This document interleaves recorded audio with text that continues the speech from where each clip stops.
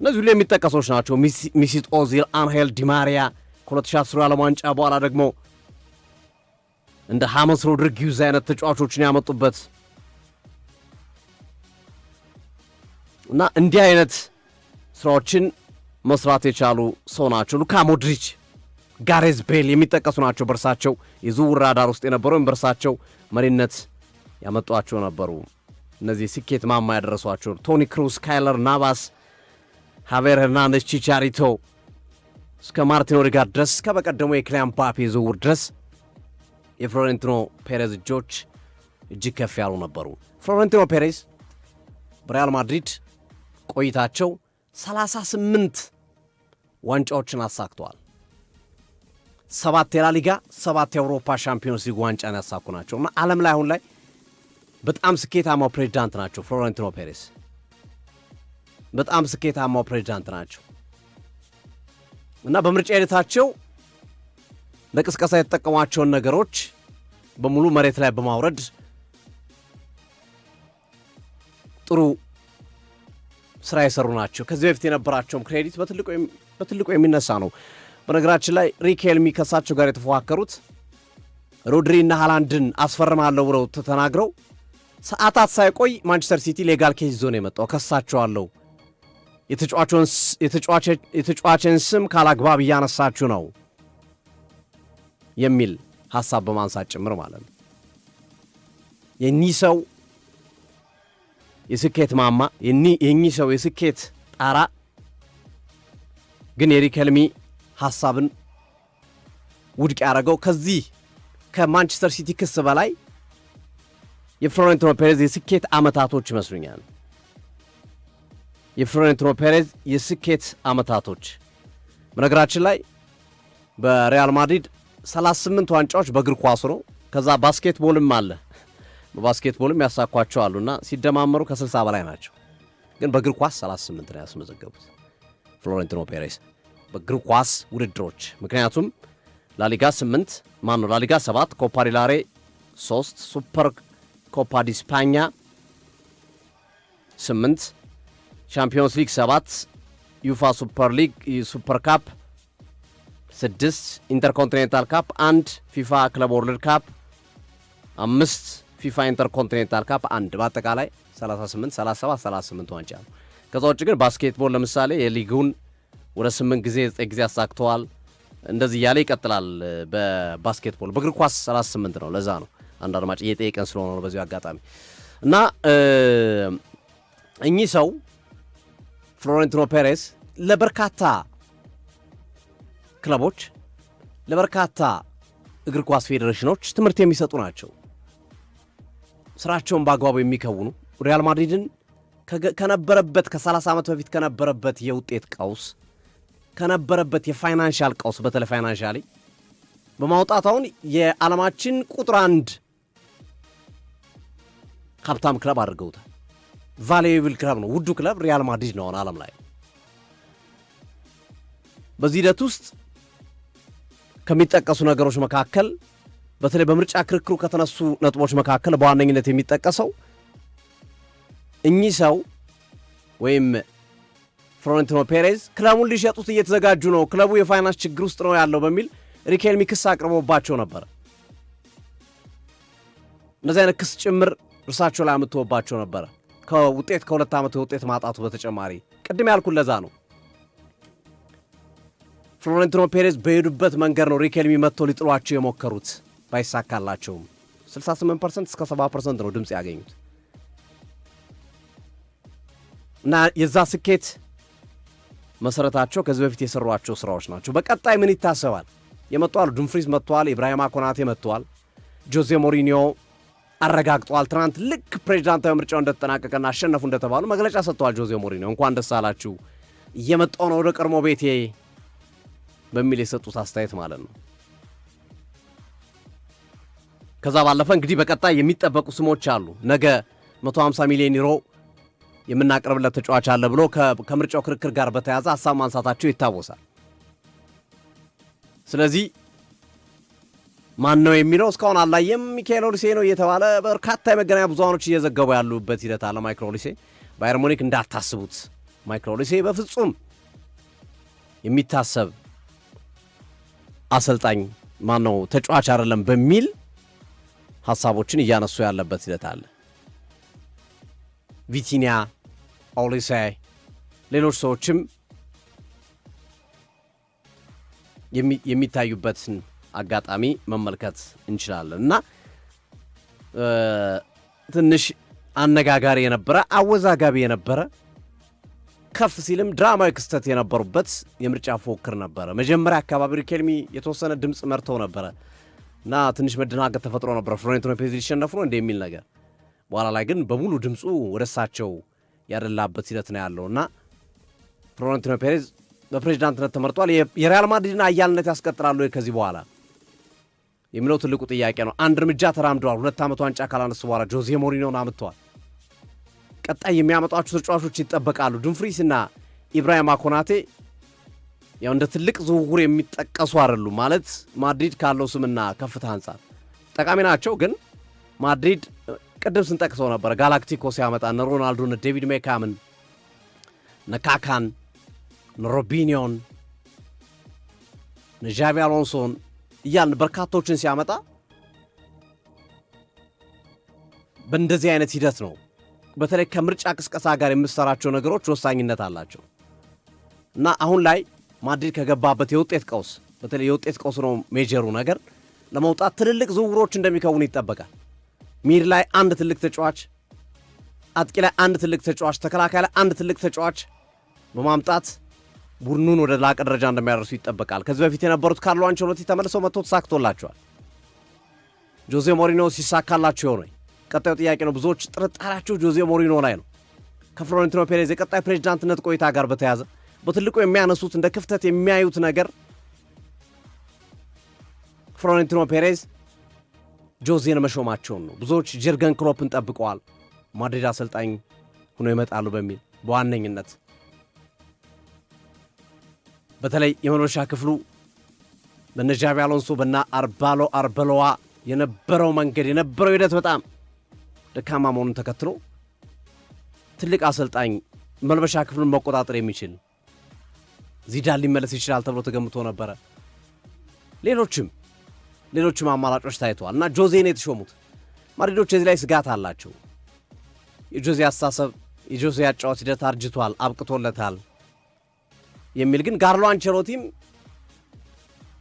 ወደቁ ተብለው ወደ ኤቨርተን በሄዱበት ሰዓት ነው ፍሎሬንቲኖ ፔሬዝ አመጣው እንደገና ክለቡን ቻምፒዮንስ ሊግም ላሊጋም እንዲያነሳ ያደረገው እና ማድሪድ በራሱ በባህሪው ክለቡ በባህሪው አቅምን ገፍተ እንድትጠቀም ያደርጋል፣ ግዴታ ከፍ ያለ እንደሆነ እንድትረዳ ያደርጋል የሚሉ ሐሳቦች በተቃራኒነት ቢቀመጡም ግን ጆዜ ራይት ፐርሰን ናቸው ወይ ትክክለኛው ሰው ናቸው ወይ የሚለው ግን በማድሪድ በኩል ያለው ፍሎሬንቲኖ ፔሬዝ ምርጫ ላይ ያለው ትልቁ ስጋት እሱ ብቻ ነው።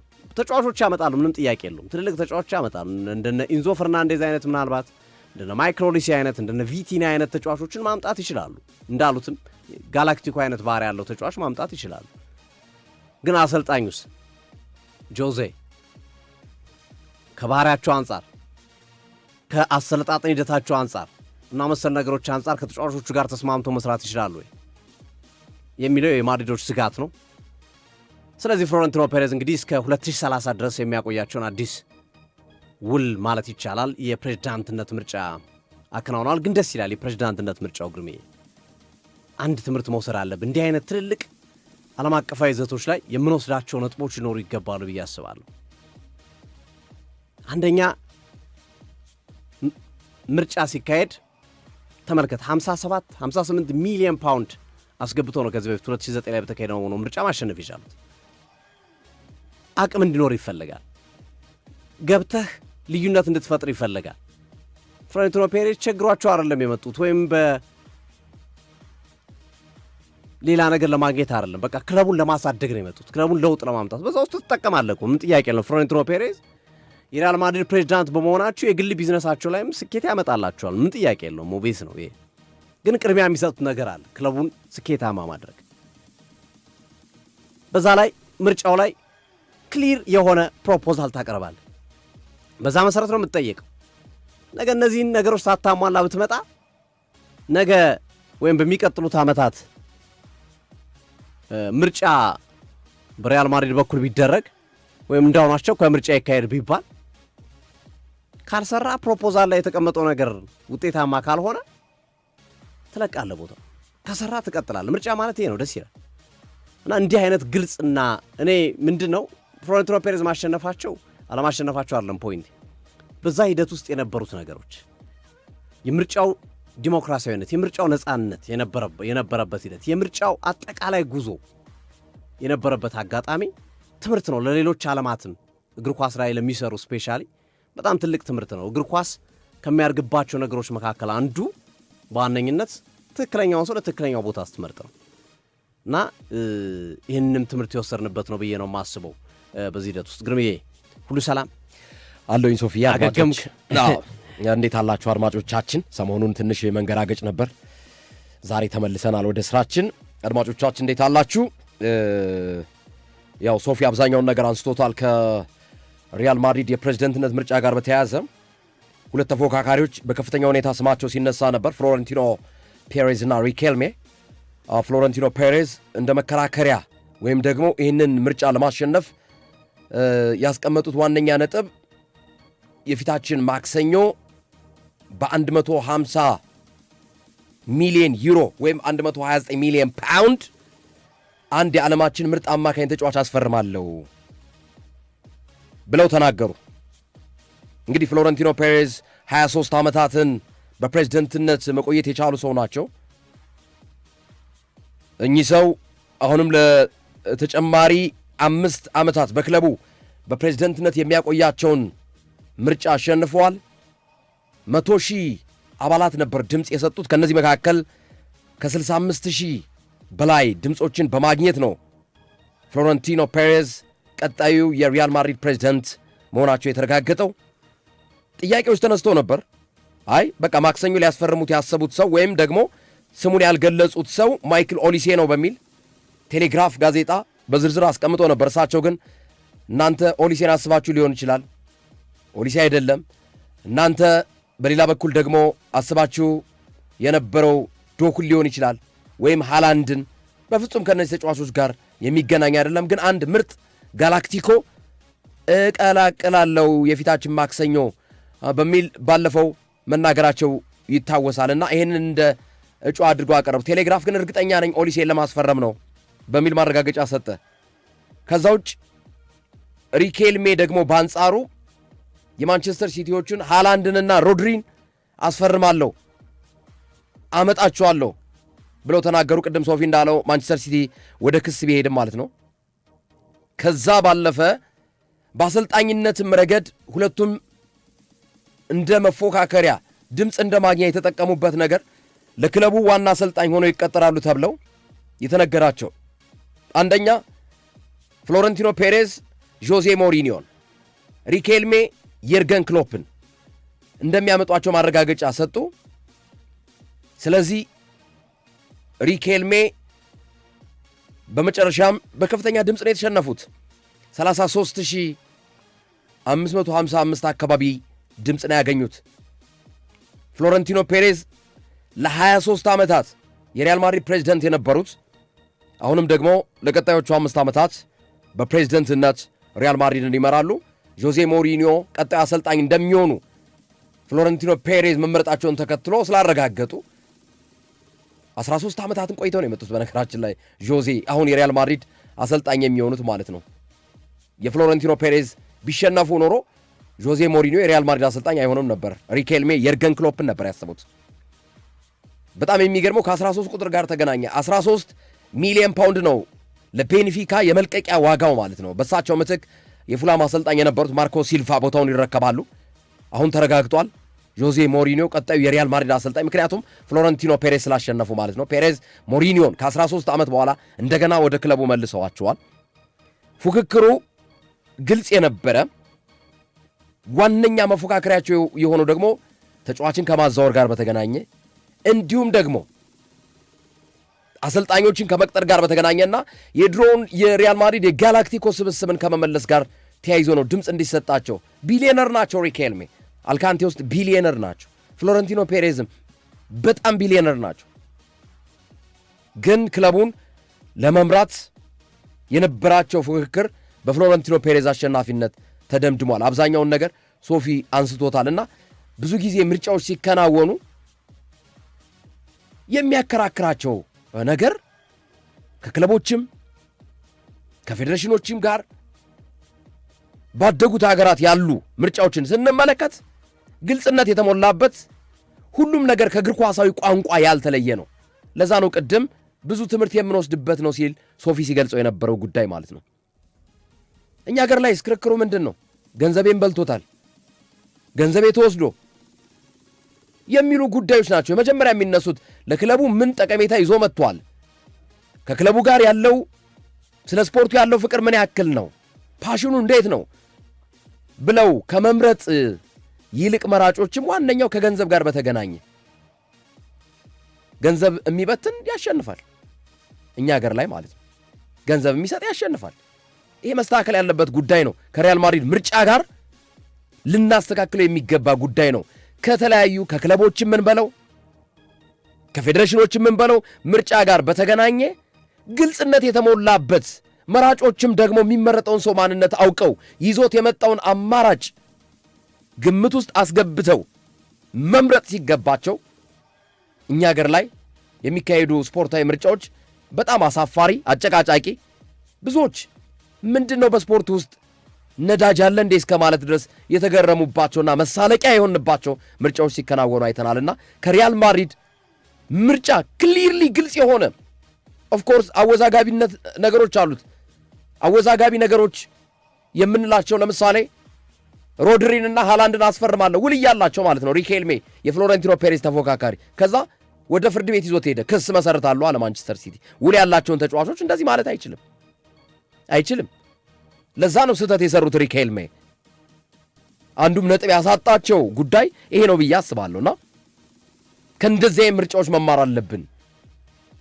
በስፖርቱ መድረክ ላይ የሚመጡ ሰዎች ይዘውት የመጡትን አማራጭ ለስፖርቱ የሚጠቅም ግብአት ግንዛቤ ውስጥ አስገብቶ ድምፅ ሰጪዎችም ከዛ አንጻር ወይም የጠቅላላ ጉባኤ አባላት ድምፅ መስጠት እንደሚገባቸው ትምህርት ልንወስድበት የሚገባ የሪያል ማድሪድ ምርጫ ሆኖ ተመልክተነዋል።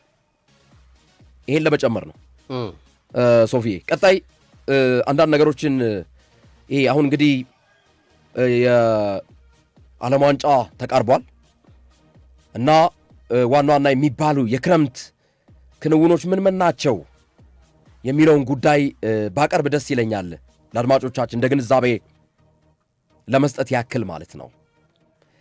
አድማጮች እንግዲህ ከሪያል ማድሪድ መረጃ ወጥተናል።